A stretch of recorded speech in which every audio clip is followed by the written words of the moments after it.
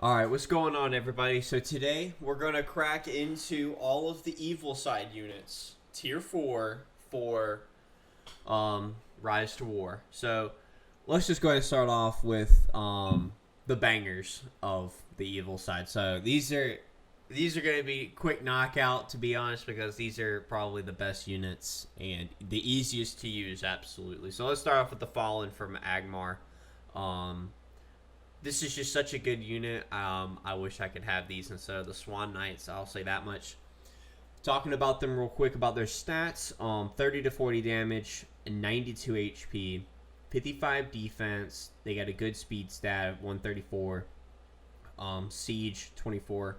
One Very thing, solid unit. yeah, just overall, there's no reason to Just not looking at be. it from stats. Yeah, just from stat standpoint, they're really good. The only thing that I do have a problem with is their conscription, because they fall into the same category of conscripting the Swan Knights, which is so tough to keep up this much food cost and this much iron. Yeah, the grain cost is a lot. Yeah, I think they're actually no. Well, the only thing that beats it is the Ravagers. But yeah, let's dive into the abilities though. This one's so easy to talk about because they're so good.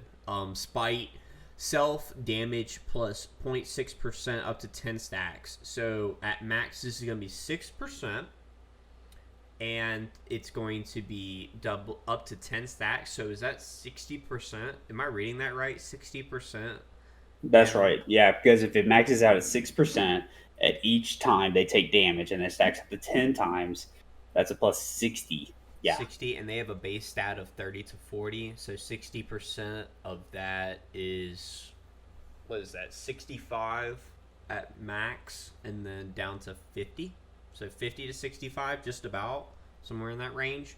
yeah. Now, units that do double attack, well, so this will work really good against units that have 3 units. So if you go up against someone that only has Iron Warriors, this would be a really good. This would be a bad counter. You'd get probably stomped because they're only attacking from their commander and their 1 unit. But if you face someone that has 3 units, archers and 2 melee, for instance, That's right. there's a higher chance of you proccing smite or spite. Um, then they have mounted 10% max, pretty standard stuff from them. But overall, good unit if you can afford the food cost and the iron. Really like these. They can do a bunch of damage. The commander to pair them with, I haven't gone through on the evil side commanders yet. Haven't played them yet. I will definitely give kind of, whenever I do get around to doing the evil side commanders, I'll kind of give y'all a good comparison of what evil side commanders to use. But kind of just talking about the tier 4 units for right now. Mordor. These guys are cheating. Just a heads up. These are the most. Absolutely. These Like guys these are. guys are just straight monsters when it comes to just getting the cream of the crop, when it comes to getting positioning, when it comes to getting the best one of the best tier 4 units, the Ravagers, and also getting the most power generation and getting Fell Beast also in their corner. I Oh, mean, it's hard not to. Mamelukes too, or whatever they're called, the Yeah, giant they're elephants. they're just a section over, but in between Gundor and Mordor. So I mean, they get access to so much, but Ravengers just by themselves. Now you got to keep in mind when you look at their stats that when you got to look at the units per command, you're only getting 4 units per command, but the damage though, Yeah, look at that damage set: 400 to 400 420. to 420 with 1300 HP and 76 defense. I mean, they are just absolute monsters. Now, keep in mind the food cost; they're pretty This is the costly to highest. keep running. The highest we've But if seen. you can afford it, you got to keep them running. Yep. And what also makes them monsters, and what we've kind of experienced because we started in Gundor, as we've mentioned before in other videos. So we faced them in PVE. So like when we hit level 45 tiles and level 50 tiles, we see mountain trolls and we see Ravager setups. And this setup is nasty because mountain trolls will take the first 3 rounds of normal attacks or majority of them. Yeah, the So massive presence. what when you can keep the Ravagers going, they're just nasty because the big thing that makes them really dangerous is savagery. which is there's a 23% chance it goes up by 3%. So that's going to cap out. What would you say? About 50%? No, I would 50, say about 40. I would say about 40? 42. I So, think 42. so 42% is, and that's going to be a chance to attack all enemy units with your monster attack stat of No, you're 400 to right. It's 50. 420. You're right. It's 50. It is 3% 50. times 10. Okay. Yeah, it'll be 50%. Yeah, you're right. We're doing the math on the fly, folks. Yeah. But yeah, but the other thing too that we kind of skipped over, going back to the stats, look at the siege stat. Yeah, I was just about 620 siege. 620. That's per So command, 620. I mean, or per yeah, unit.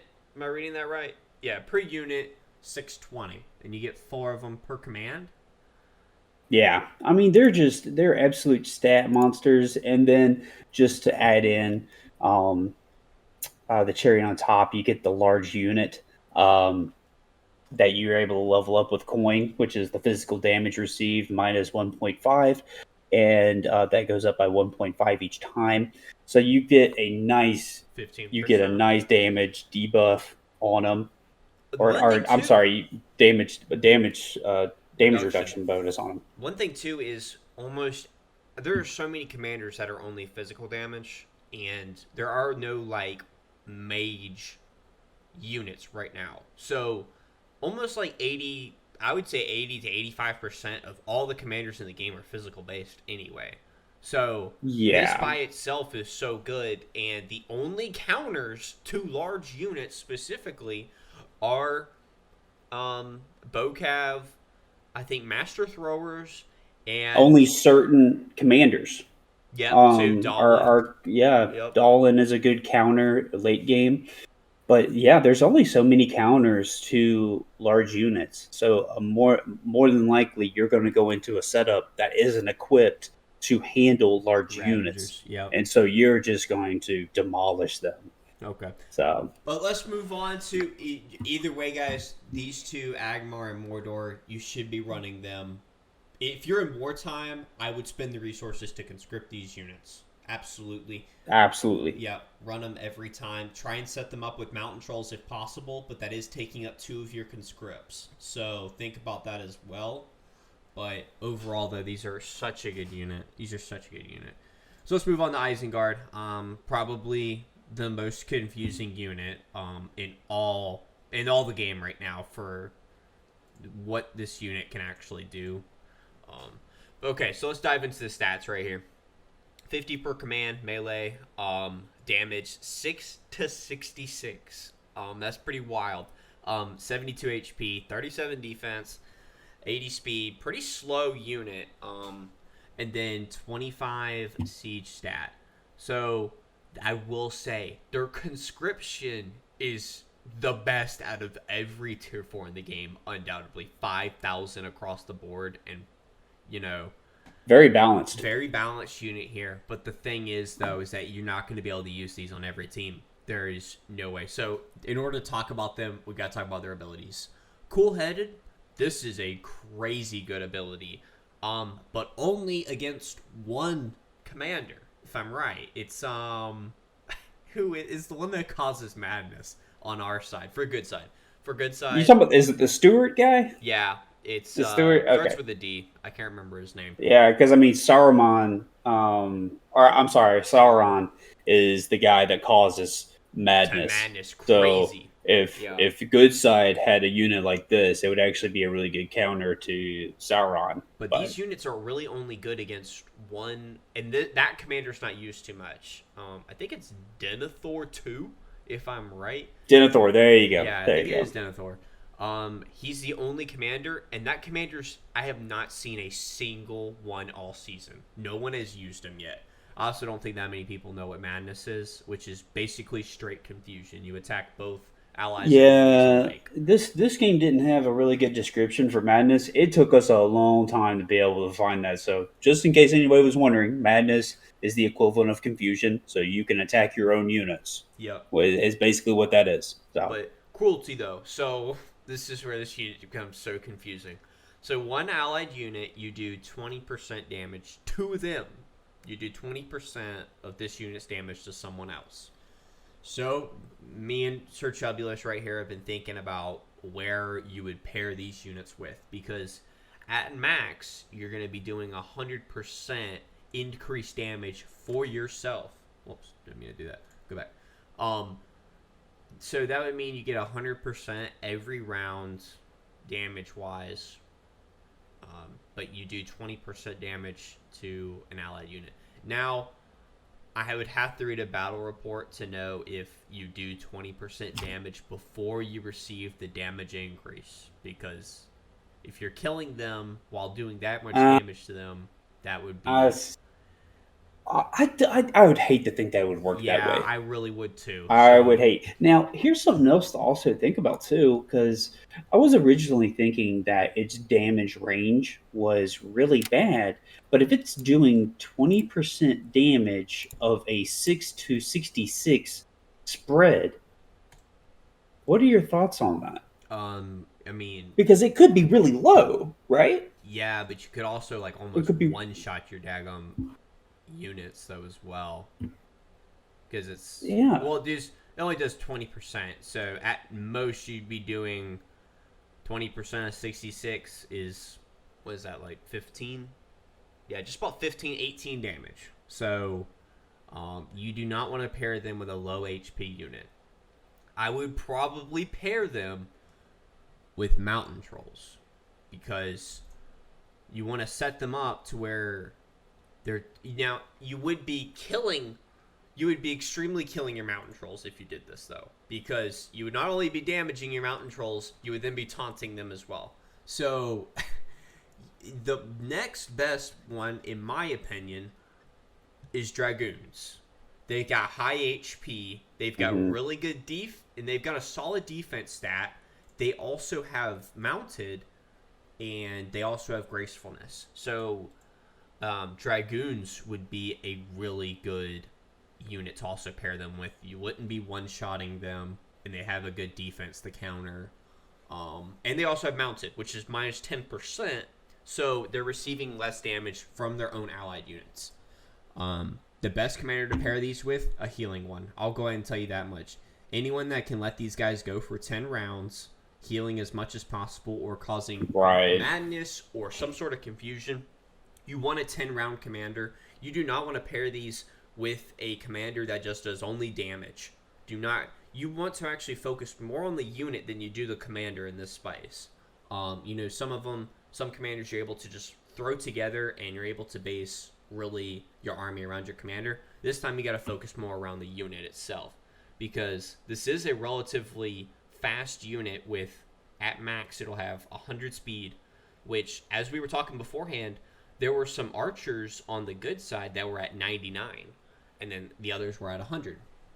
So you're also at speed with most of the tier 4 archer units as well, whenever you have that maxed.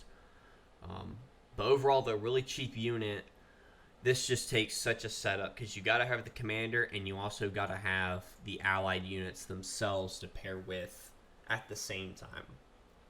So yeah, and also just keep in mind, because I'm going through the units right now just to confirm, they are also the only tier 4 unit that requires a 40-minute conscript time. Ravagers, the Fallen, and the Warrior Chariots that we're about to get into all require an hour conscript time in order to get them onto the field. Good stuff. All right, but let's dive into the War Chariot, because this is also something that very interesting unit. So Reap, this is against melee units. They do at max 20%. That's good. That is just a really good base stat, because most armies are going to include one melee unit, no matter what. It's like a frontline tank for their archers. Where it gets interesting is scythes. Against 2 enemy targets, inflicts bleeding, causes damage to target for 3%, and that'll max out at 30%. Physical damage continuous every round for 1 round. So, and it even says up here in the description, this is every round that you will cause bleeding. So at first I thought it was an ability, but it is like a one-time use almost. But every round you'll do the 2 bleeding. No, So that's every round. yep. Now you also got to think where these guys are paired up against. So who you're going to be facing with the war chariots is going to be the dwarves and Mordor right off the bat, because those are your first 2 that you're setting aside. So you're going to be facing Mordor's ravagers, and Iron Warriors. And Iron Warriors are specifically set up to take on melee units. Now, so are the war chariots now. So, and I don't know about you, but I would probably take the ravagers over the war chariots in this situation for what these guys do. But let's dive into their stats real quick. Let's just dive in, and then we'll do like a full breakdown almost. So 20 units melee, 40 to 60 damage. That's a good stat. 260 HP. That's really nice. That's actually a really nice HP stat. Defense 70, speed 95. So that's a solid speed stat, but you're going to be outdone by most of the archers and every cav unit. And these guys are pretty much considered cav at this point. Where's dragoons too? Dragoons are faster. So in terms of cavalry, these guys are going to get outdone. But their conscript, not bad. 9,002. That's actually the most wood I've seen per unit, I think, besides archers. 5,600 iron and 1,100 food. So this is another one where it is. This is a 9-round unit, pretty much, not full 10 because of the way bleeds work. But this is a long-term unit. Regardless, so you want another unit that you're gonna have to set up the war chariots with healing, taunting, something to keep the war chariots going as best as possible is gonna be your best option. I would recommend I would want to say avoidance status type of unit, almost like if the evil side has a Gandalf. I could see that. Just these guys are tanks nonetheless, but they're pretty much full damage though. If you think about it, they're doing bleed. They have no damage reduction. They don't have mounted. They don't have large unit. They also don't have the Isengard unaffected by madness stat. So these are the least tankiest ability wise units. They have nothing going for them in terms of And also something else to keep in mind too is as they start to move towards the left side of the map, you're going to start running into the other good factions that have the ranged tier 4 units. Yep. So Lothlorien, Lindon, Anor. So you're good, and they all have ranged tier 4 units, and so the war chariots are not going to be as effective against them as they are against their direct neighbors.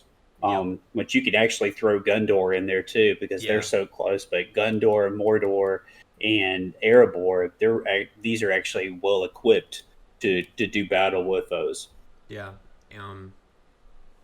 But that's mainly it for the war chariots, though. This would take a good deal of play testing. We haven't faced rhun. I don't think there's really anyone in rhun on our server that we would be able to even play test against. I don't think they're even barely playing. I don't think they've been AFK for the whole season. They haven't dropped a single area, and no one's bothered them. So, yeah, they've just been vibing this whole time over there in their own little mercenary land. Yeah, we haven't had a whole lot of testing in general against evil units other than PvE. Isengard got destroyed. Mordor got annihilated. I don't know if y'all saw the video, but they pretty much gave up after my Oathbreaker video. That was the most PvP I really saw from them. After we broke their front line, made it into was it Minas Morgul? They pretty much gave up. That was it. We were done. It was brutal. Yeah, that was disgusting. We took their capital and then they were done. They just haven't tried since. So we haven't had much playtesting against the evil side units, which is kind of sad. We've just been too busy beating our head against the wall against Iron Warriors. That's basically been our whole season. We have now officially won that war as well. Yeah, We've now pulled back the front lines. We've signed peace treaties. So yeah, they're done with us. Yeah, We won that war. Yeah, I think it got pretty brutal. I know everyone was watching. If y'all seen it, the war video I posted about our whole series. I think they pretty much gave up after that and decided it was done. But either way, though, these guys would struggle so hard against Lenores. Like, I hate to sit here and compare these very situational things, but you will run up against times where if it's Rhun versus Honor in the finals, you know, y'all are both battling for Dol Guldur, and you've got your war chariots and they got the Rangers of the North. Well, I'm guaranteeing you right now, if they just have Rangers of the North, you're gonna get waxed. So that's my only thing with the war chariots. They're a pretty specific unit for melee only. But the problem with being against melee only is there's so many other good evil options for melee. I'd probably put Rhun last because I find this unit so weird. I like the Isengard unit probably a little bit more. In my opinion, what do you think? Damage potential, in my opinion, for the trade-off, especially with 100% damage buff by the time that you have it maxed out. Yeah. I mean, that you're just going to be pumping damage cheap. Out as long as you have a good tank unit. So you're pumping out the tier 4 units like they're nothing. But yeah, guys, that's it for us. Overall, the evil side units are just so interesting. Fallen and the Ravagers are absolutely killer. There's a reason why I think on most servers Agmar and Mordor are the most played. But overall, though, really great stuff from the evil side. I like to see these two units. Hopefully we get more units like these in the coming seasons. Maybe a little diversification. Like to see some mages, you know, some healers, maybe some type of units like that. But that's all from us here today at BGN. We'll see y'all in the next one. This is IPP, my kids IRL. Search obvious. And we'll see y'all in the next one.